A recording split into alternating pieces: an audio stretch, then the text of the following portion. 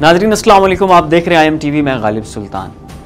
नाजरीन, बजट से मुतल्लिक आप बहुत सारी रिपोर्ट्स पढ़ चुके होंगे, बहुत सारी डिटेल्स आपने ली होंगी, बहुत सारे लोगों को सुन लिया होगा।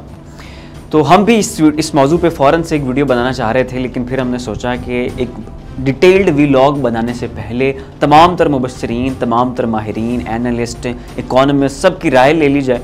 जब उन सब की राय को इकट्ठा करके समराइज़ करके फिर अवाम के सामने एक समरी रखी जाए, ताकि उन्हें बात ठीक तरह से समझ आए और आम फहम हो, और जो बात है ना वो बिल्कुल क्लियर हो जाए और कोई चीज़ ढकी छुपी ना रहे। तो इसलिए हमने इंतज़ार किया, तमाम इकोनॉमिस्ट की राय ली, सब की आरा जमा की हैं, सब के तजिए लिए हैं, और उसके बाद हमने अपने लिए एक खूबसूरत सा स्क्रिप्ट तैयार किया है, बिल्कुल शॉर्ट सा, ब्रीफ सा, लेकिन जामे है, ताकि आप आवाम के सामने जो हक़ाइक़ हैं बजट से मुतल्लिक, जो चहमगोइयाँ हैं और जो हक़ाइक़ हैं, ठीक है, चहमगोइयाँ क्या हैं और हक़ाइक़ क्या हैं, उसमें से जो एक सही, हकीकी और हतमी राय है वो हम आपके सामने रख सकें। तो आइए नाज़रीन, बजट के तमाम पहलुओं की जानिब हम बढ़ते हैं।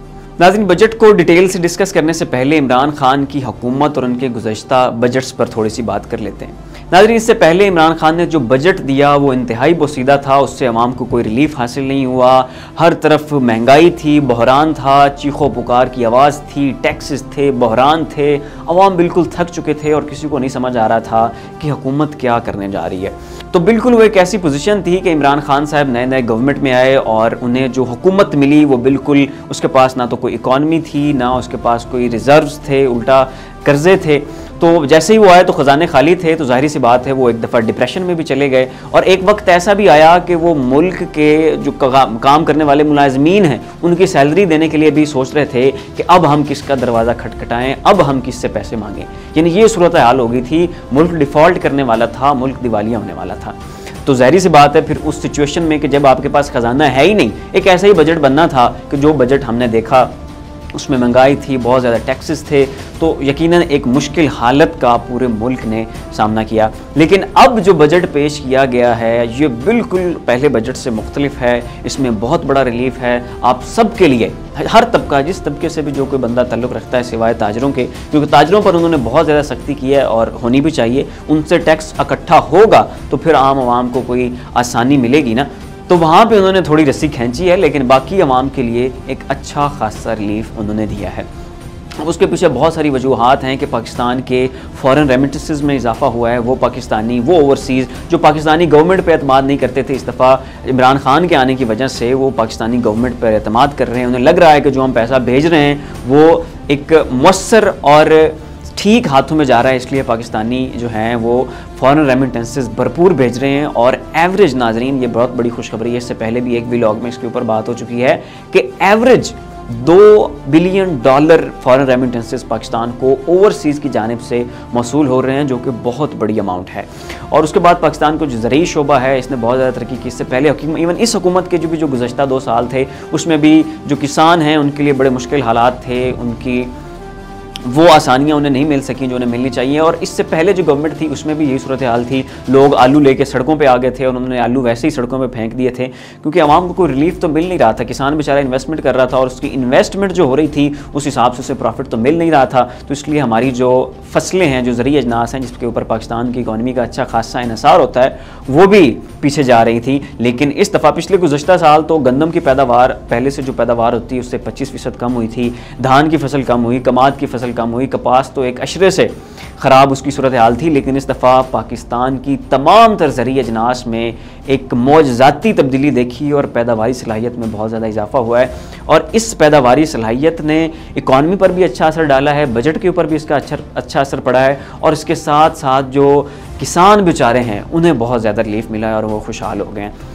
अब फिर पाकिस्तान की जो टैक्स कलेक्शन है FBR, उन्होंने बहुत बड़ा मार्का मारा। और जो पिछले साल जो बजट पेश किया गया था उसमें ये टारगेट रखा गया था कि इस माली साल में पाकिस्तान तकरीबन 5,000 अरब के लगभग टैक्स इकट्ठा करेगा। तो इस दफ़ा हुकूमत 5,000 अरब टैक्स नहीं इकट्ठा कर सकी, लेकिन 4,000 अरब रुपए टैक्स इकट्ठा किया गया है। और नाजरीन, ये पाकिस्तान की टैक्स कलेक्शन का एक हिस्टोरिक मूवमेंट है कि पाकिस्तान की तारीख में आज तक 4,000 अरब रुपए का टैक्स इकट्ठा नहीं हुआ। और ये मौजज़ा किसने दिखाया है? ये इमरान खान ने दिखाया है। और आगे जो उन्होंने टारगेट्स रखे हैं वो भी बड़े हैरानकुन हैं, उस पर भी बात करते हैं।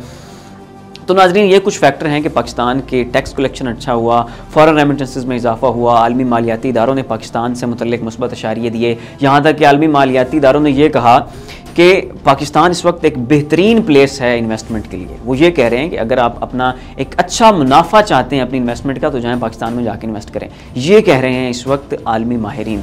तो पाकिस्तान की इकॉनमी बेहतर हुई है, टैक्स कलेक्शन अच्छा हुआ है, MAF के साथ जो हमारे मामलात थे वो एक बेहतरीन डगर पर चल रहे हैं, FATF वाले मामले को हमने अच्छी तरह देखा है। तो ये इन तमाम तर फैक्टर्स ने, फॉरेन रेमिटेंसेस ने हमारी जो इकॉनमी है उससे एक बूस्ट दिया है और बूम दिया है, और उस बूम का नतीजा ये निकला है कि अब आवाम को रिलीफ मिलने जा रहा है। इसी के साथ ही नाजरीन, पाकिस्तान की GDP ग्रोथ बहुत खूबसूरत रही है, जो कि तकरीबन 4 थी। इससे पिछले साल अगर पाकिस्तान की ग्रोथ देखें तो वो -0.4 पे चला गया था, जो कि ग्रोथ के बजाय मनफी में चला गया। और चूंकि कोरोना था तो पूरी दुनिया ने एक रिसेशन देखा, इंडिया के बड़े बुरे हालात थे, पूरी दुनिया के बुरे हालात थे सिवाय चंद एक ममालिक के, और उन ममालिक में पिछले साल पाकिस्तान भी शामिल था, इंडिया भी शामिल था। और इस दफ़ा इस वक्त जो इंडिया की सूरत है उनकी इकॉनमी की, वो अपनी तारीख का बदतरीन रिसेशन देख रहे हैं, और उनकी ग्रोथ, इकॉनमिक ग्रोथ जिसका टारगेट उन्होंने 7-8% पे रखा था, वो 7-8 पे जाने के बजाय -7.4 पे चली गई। यानी जब पूरी दुनिया की इकॉनमी जवाब देगी है, जब पूरी दुनिया की इकॉनमी बैठ गई है, उस वक्त भी पाकिस्तान की ग्रोथ इतने ख़राब और कठिन सूरत हाल के बावजूद 4.0% तक रही है। और ये भी खुदा का एक बहुत बड़ा करम है, खुदा का रहम है हमारे ऊपर कि उसने इतने कोरोना के शदीद हालात के बावजूद, हमारी इतनी ख़राब इकॉनमिक सिचुएशन के बावजूद, कुदरती तौर पे ये एक ऐसा मामला है कि जिसकी हमारे पास कोई लॉजिक नहीं है कि आखिर क्या हुआ। तो इसे हम यही कह सकते हैं कि खुदा की तरफ से ये एक नेमत थी कि पाकिस्तान इतने बुरी सिचुएशन में, जब पूरी दुनिया सफ़र कर रही है, वाहिद पाकिस्तान है कि जिसकी ग्रोथ रेट बड़ा है। और इंडिया जिसकी ग्रोथ रेट तो मुसलसल ऊपर जा रहा था, उसका वो माइनस में चला गया है। और उनकी इस वक्त जो सूरत हाल इकॉनमी की वो इंतहाई पैथेटिक है, और बिल्कुल वो नीचे जा रहे हैं और नीचे चले गए हैं, और अपनी तारीख का सबसे बुरा बहरान देख रहे हैं इंडिया वाले। लेकिन उसके बावजूद पाकिस्तान ने, कोरोना भी था, इकॉनमिक सिचुएशन भी नहीं ठीक थी, तो पाकिस्तान ने जो GDP ग्रोथ रेट है वो भी बढ़ा है। नाज़रीन, अब हम बात कर लेते हैं पाकिस्तान के बजट के ऊपर। तो बजट पर बात करने से पहले हमें ये चीज़ समझना होगी कि बजट होता क्या है। इसे हम बिल्कुल सिंपल वर्डिंग में समझते हैं। हम मिसाल लेते हैं घर की। फ़र्ज़ करें घर का मालिक मैं हूँ, तो और मेरी तनख्वाह अगर 25,000 है, तो मुझे एक तरफ मेरी तनख्वाह है, मेरी सैलरी है, मुझे पता है कि ये मेरी अर्निंग है, और दूसरी तरफ मेरे कुछ अखराजात हैं कि मेरे ये अखराजात हैं। तो फिर मैंने अपनी अर्निंग के हिसाब से अपने अखराजात को मैनेज करना होता है। मैंने देखना है कि जी 25,000 सैलरी है, इसमें मुझे इतने कपड़े ख़रीदने हैं, इतने मुझे खुराक पे इन्वेस्ट करना है, इतने मुझे अपनी स्टडीज़ के एक्सपेंसेस हैं। तो उन पैसों के हिसाब से मैंने अपने आप को एडजस्ट करना होता है। तो पैसों के हिसाब से अपने आप को एडजस्ट करना, इसे हम कहते हैं जी बजट। तो इस दफ़ा जो पाकिस्तान का बजट है उसकी अगर हम ज़रूरतें देखें तो पाकिस्तान के बजट के बेसिकली 4 बड़े सुराख होते हैं जिनमें हमारे बजट की इनकम सारी सर्फ होती है। उसमें सबसे बड़ा सुराख होता है पाकिस्तान के कर्ज़े। नाज़रीन, पाकिस्तान के हर साल बजट की एक कसीर अमाउंट पाकिस्तान के गुज़श्ता हुकूमतों के लिए हुए कर्ज़ों की मद में चले जाते हैं, और पीछे जो एक पीनट सा हिस्सा बच जाता है वो बाकी बेचारी अवाम में तकसीम होता है। तो जो सबसे बड़ा लाइन्स शेयर ले जाता है हमारे बजट का, वो है हमारे गुज़श्ता कर्ज़े। और सारे पैसे कर्ज़ों की मद में भी नहीं जाते, बल्कि कर्ज़ों के ऊपर जो इंटरेस्ट आ रहा होता है, जो सूद आ रहा होता है, उसकी मद में भी अच्छी खासी अमाउंट जाती है। तो बजाय कर्ज़े उतरने के हमारे पैसे सूद उतरने पर चले जाते हैं।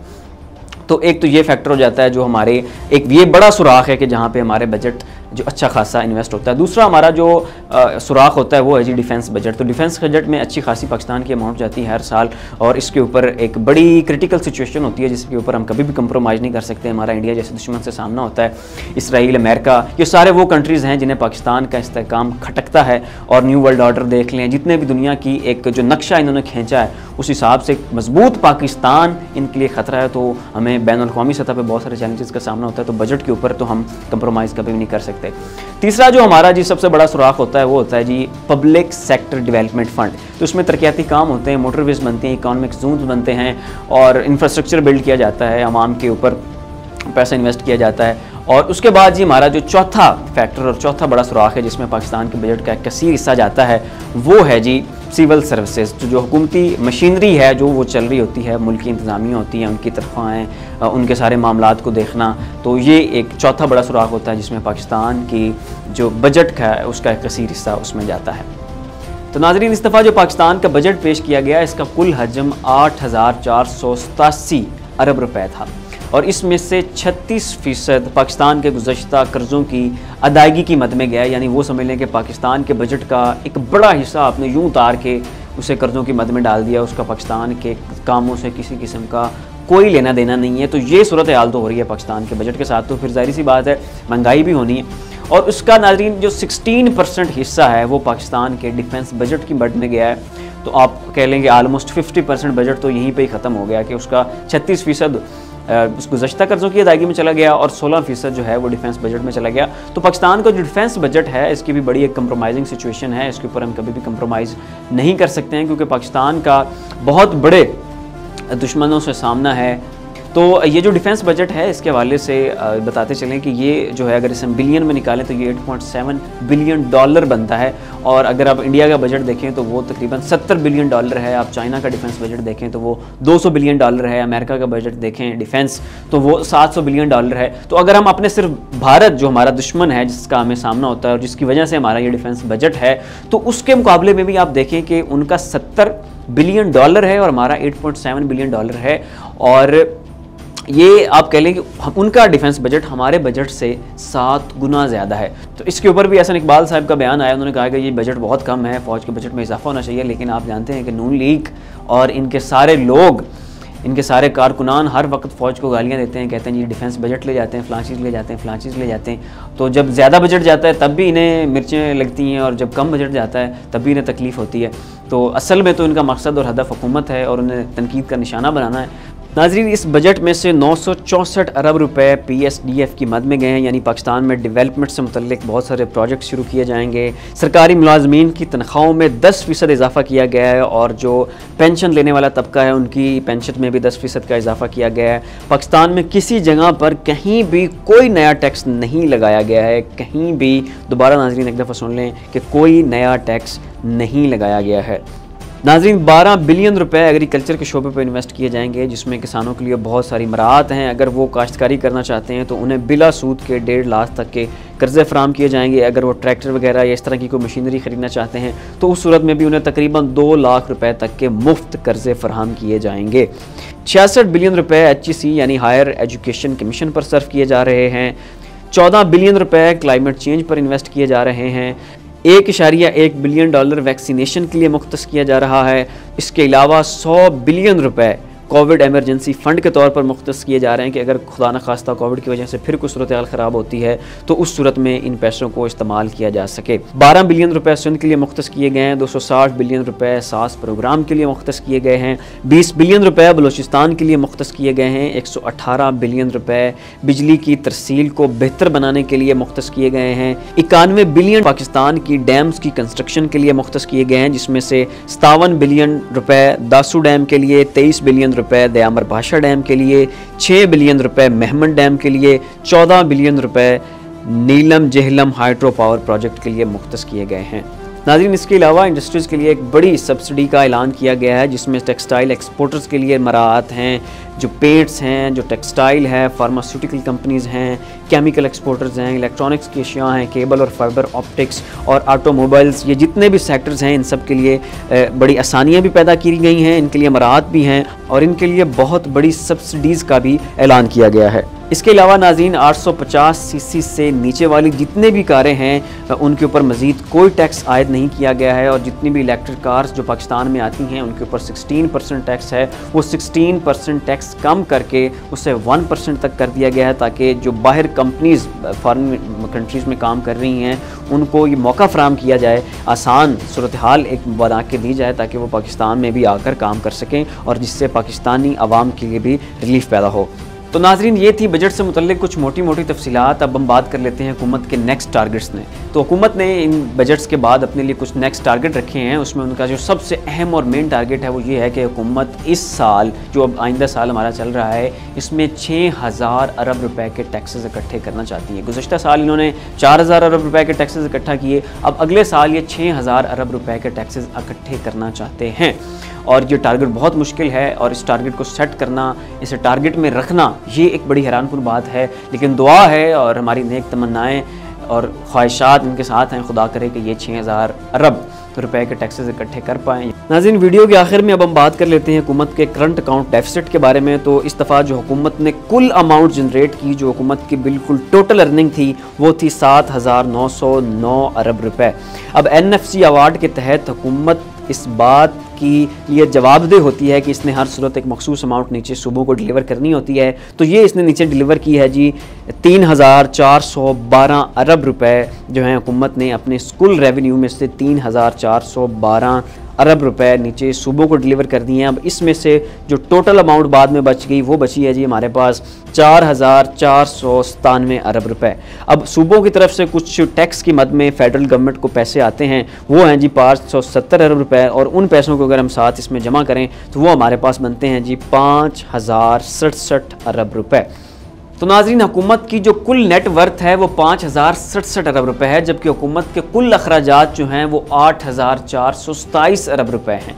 तो ये देखिए कि तो इसमें एक ह्यूज डिफरेंस है कि जो हमारे अखराजात हैं वो 8,467 अरब रुपए हैं, और जो हमारे पास हमारे नेट वर्थ है, जो हमने पैसा जनरेट किया है, वो है हमारे पास 5,067 अरब रुपए। तो दरमियान में तकरीबन 34,000 अरब रुपए का करंट अकाउंट डेफिसिट है कि जो हमें नहीं पता है कि हमने किधर से पैदा करना है। जो पैदा होना था वो टैक्स कलेक्शन से होना था, लेकिन टैक्स कलेक्शन उस लेवल की नहीं है जितने हुकूमत अखराजात हैं, लिहाजा ये हमारे पास करंट अकाउंट डेफिसिट है जो कि हम कर्जे लेकर पूरा करते। तो नाज़रीन, मुश्किल हालात हैं, खुदा करेगा कि अगर इसी तरह से हम चलते रहे। पिछले साल हमारा करंट अकाउंट खसारा बहुत ज़्यादा था, पिछले साल की निस्बत इस दफ़ा करंट अकाउंट खसारा कम है, और अगर इसी रफ्तार से हम चलते रहे तो इंशाअल्लाह एक वक्त आएगा कि पाकिस्तान के कर्जे भी उतर जाएंगे और पाकिस्तान का करंट अकाउंट खसारा भी ख़त्म हो जाएगा। तो नाज़रीन, आपको हमारी ये वीडियो कैसी लगी है? आप पाकिस्तान के मुस्तकबिल से मुतल्लिक़ क्या ख्यालात रखते हैं? अपनी राय का इजहार नीचे कमेंट बॉक्स में ज़रूर कीजिएगा। इस वीडियो को अपने अजीज़ दोस्तों और रिश्तेदारों के साथ भी शेयर ज़रूर कीजिएगा। इसके साथ अपने मेज़बान गालिब सुल्तान को इजाज़त दीजिए। अपना ख्याल रखिएगा। अल्लाह हाफ़िज़।